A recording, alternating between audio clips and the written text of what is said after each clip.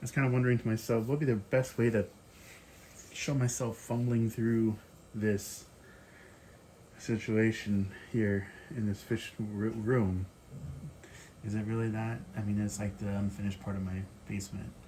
Right away, you can see that the water lines are really, really low on some of these aquariums, and you can kind of see how I think the 2x4 is starting to bow a little bit. That's all right because the secondary enforcement is the actual wire rack. So most of this is not laying on the wire rack itself. It's on the very edge, and so over time the 2x4s, I guess, compress. I don't know. That sound you hear is I assume it'd be air conditioning going off because it's kind of a little bit warmer outside. It's not that hot. It's cool. It's cloudy. There's some storms kind of moving closer nearby. Nothing too severe. Maybe some pea-sized hail or a little bit larger. But yeah, one of the things I need to do is fill up some water because I definitely want to bring the aquariums pretty close to top level. Those 8 to 10 gallon aquariums. And how it's working right now is the top 4 have no fish in them right now. Just a small level of shrimp. The left one has a small level of blue, dream type blue shrimp. The second to left, like kind of black line of shrimp, black or dark brown line of shrimp. The third one is mostly red or very light red shrimp, and the fourth one on the top is pretty much just wild type. Anything goes in there. The bottom row, far bottom left, it's actually my black molly that's not doing too well. He's in there in a hospital tank, so to speak. Was with some guppies that were also not feeling well. They got better, but he's tended to get worse. I think about up in the salt in there, it already has about 2 tablespoons per 10 gallons in it. Second from the left are the growouts of my galaxy wagtail platies, kind of a orange and also a red variety. Third one is what's left over of my red blonde guppy colony, where I'm trying to introduce some new blood into there. It only lasted for a couple of months, where I got some from Imperial Tropicals, and those fish have recently deceased. And then the fourth one on the bottom is actually what I call my mud guppies. And there's actually 3 guppies from PetSmart. Actually, there's 5 guppies from PetSmart in there. PetSmart is putting out better guppies than me right now. That's insane to me, because I used to have some of the best looking guppies around, and then just that strain, that mix just did not get going over the winter. I had them going pretty strong last summer, and then this summer just, I don't know, I think I just unloaded too many at once. Only held on to like 1 or 2 really good females and 1 or 2 really good males, and it just never populated with the offspring that I needed to keep it going. But I'm thinking I have a good handle on it. I have a good handle of about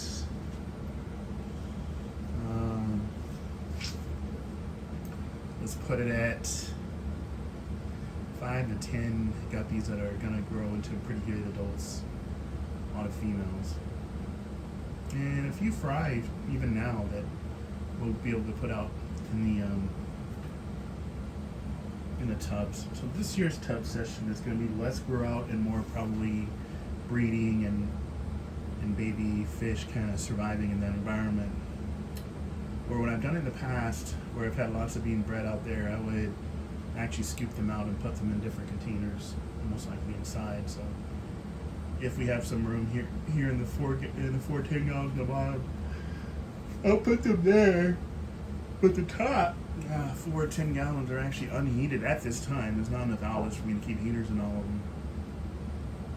They used to have like mountain minnows. They used to have my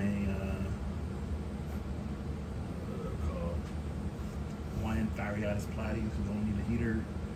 And also some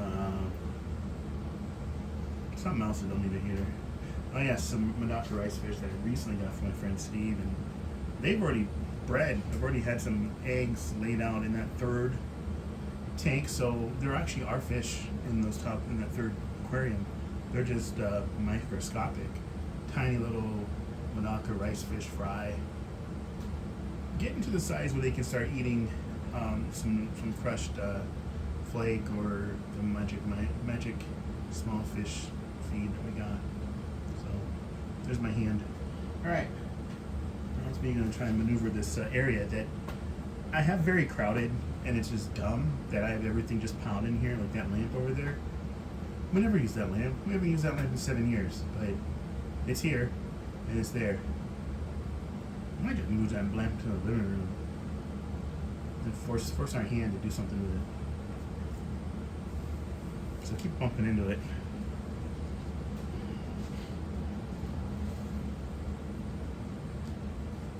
Should I move this? It's heavy. I'm moving it. Yeah, it makes it easier to maneuver around a little bit.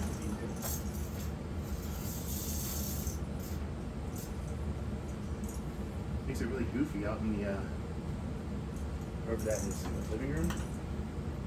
So what I gotta do is find a bucket. Bucket's right in here.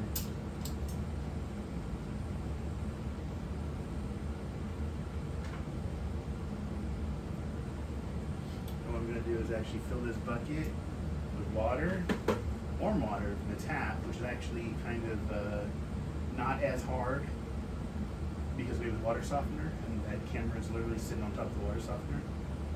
But just a couple of, maybe a gallon of hot water, and then cold water coming from the bypass tap over there. So hot water first. That way I don't have to go like bucket filled back behind the camera, then come out here, get hot water, and then carry over. It's gonna be, oh, I can't carry this.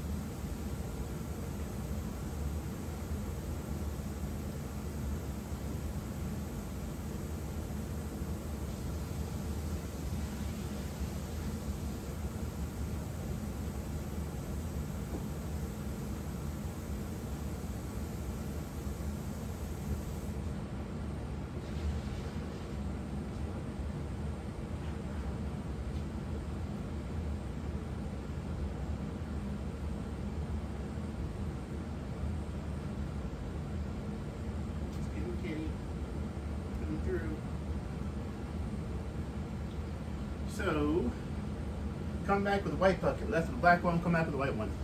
Now I'm going to see a close-up of my face. Let me try not to knock over the camera. And now I'm going to fill up with the bypass tap over here.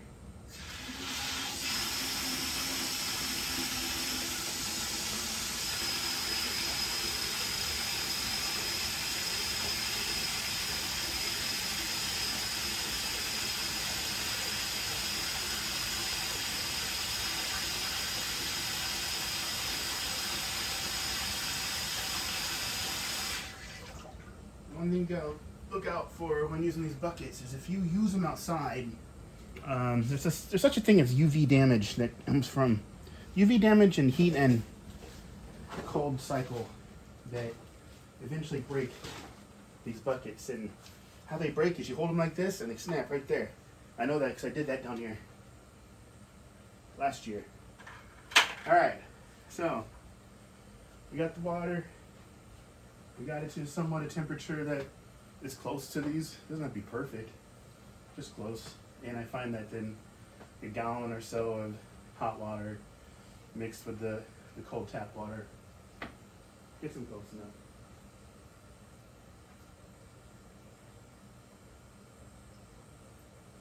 The other tool for working in this tight environment, if you imagine you have a pitcher and it's hard to get it to pour through here, these come in handy. So this is Dollar Tree water. It's called a watering can. Dollar Tree, $1.25 or $1.50. Inflation's gotten to them, so it might be $1.50 now. Got some green ones earlier this year. Take this watering can. Oh, hold on. Forgot a step almost. I need to put water treatment in there. Prime. I use Prime.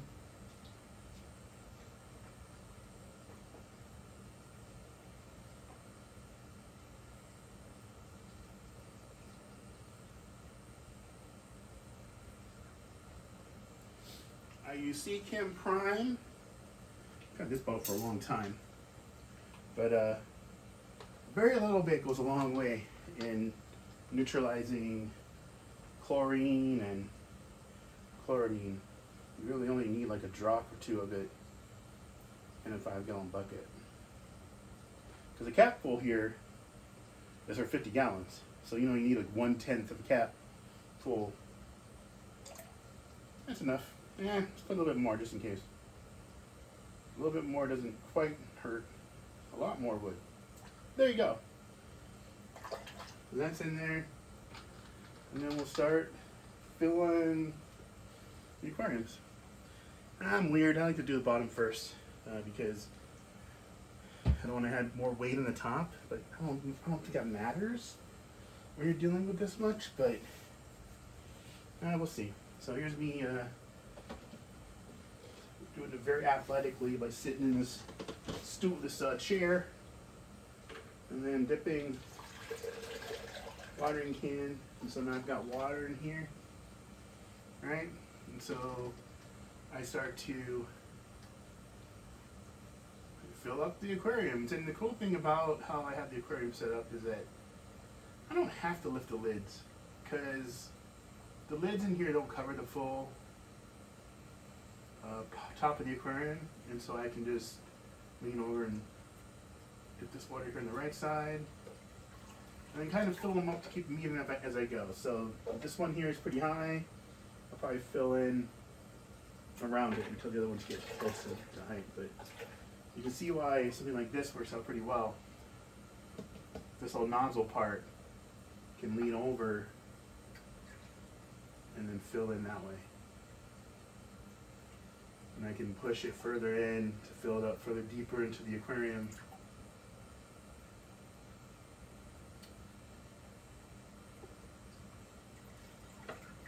And now the two levels are getting higher. Now we'll put some over here. A little black molly over here seeing.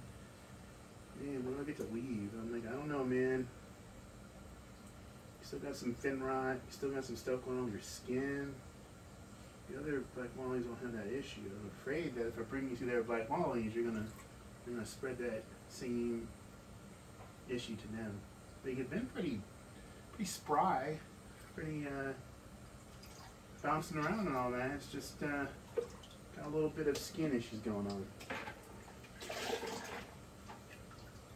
Could be a little bit of fungus, could be a little bacterial, and he's in the aquarium right now that has a little bit higher salt.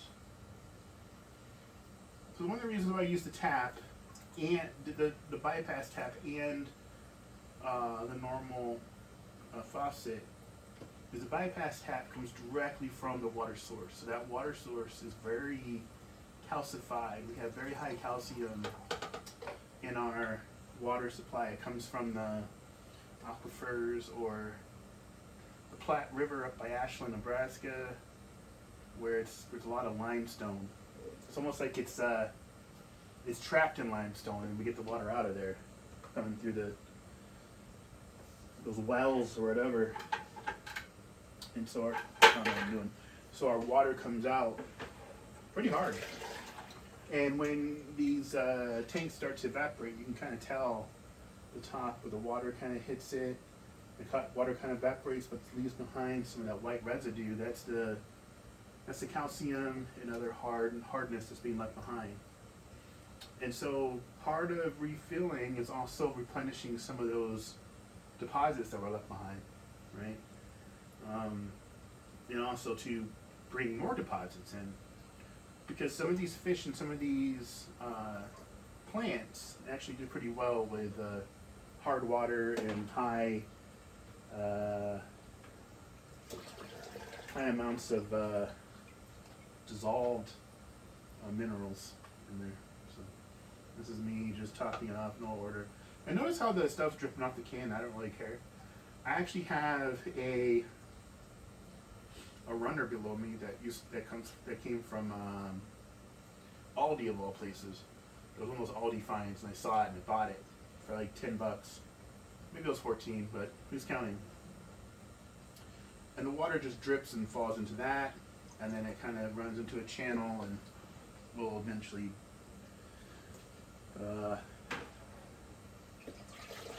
so where when it leaves, eventually evaporate from there. I'm in my socks, so I'll probably walk on it and go, oh man, it's wet, that's crazy. But at least it's not falling on the bare concrete floor, and it's not falling on any sort of carpet.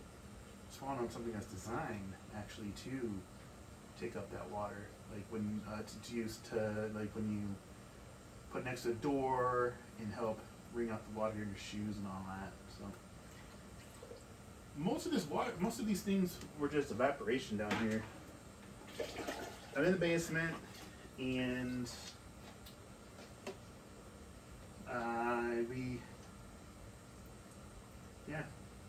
gets dry in the winter, and then when summer comes around, it's very humid down here, and so then I'll start closing the tops of these aquariums during the summer, so I don't contribute to the humidity as much as I can. Plus, a lot of these fish will go outside as well.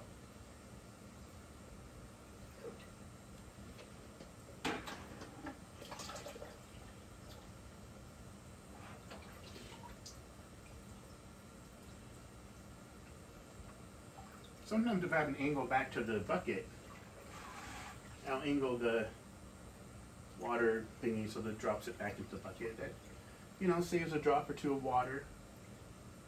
Makes it not super wet below here. If you can't hear what I'm saying, it's hilarious because I'm talking a lot. If you can hear me, that's pretty cool too. So we're probably going to need another batch of bucket water.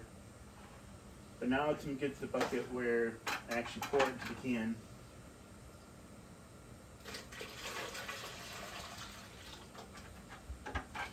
Because it's low enough that I can't just dip this can into the 5-gallon bucket.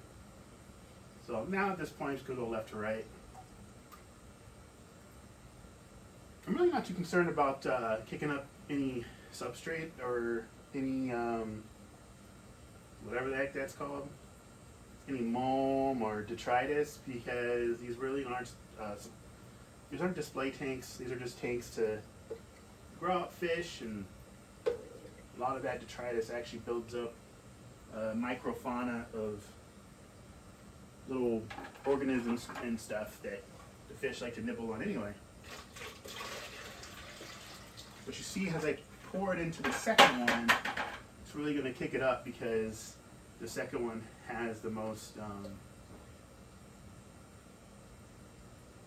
solids that are on top of the water, on top of the substrate.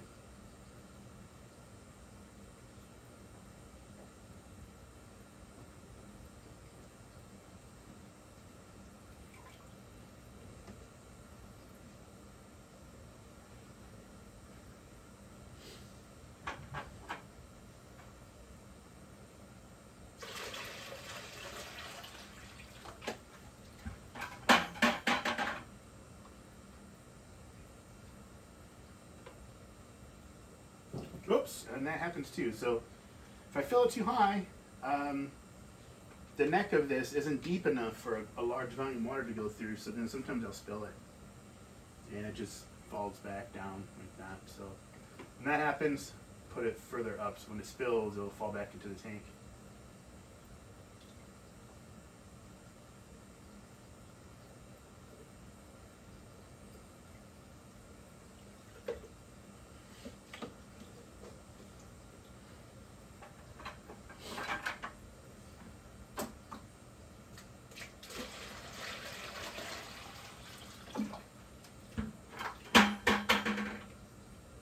This next one's going to be a tight one as well, so I'm going to pour it slowly, hoping that it doesn't do the thing. Oh, no, it did the thing anyway. Hold on. There. Now less volume up here, it'll pour out better.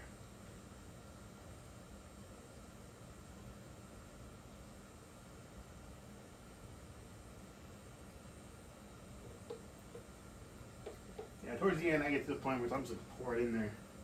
And now we got pretty level look here. And you can kind of see how the aquariums are not necessarily level. And that's because that 2x4, I believe, is not quite level anymore. It's starting to sink here in the middle, which is perfectly fine. I think. I think it's probably, no, this whole thing will collapse sometimes. I don't think so.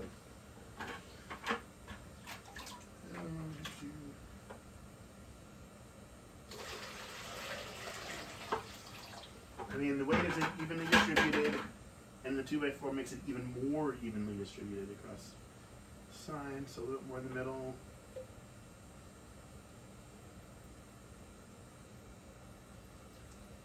A little more here. A little more over here.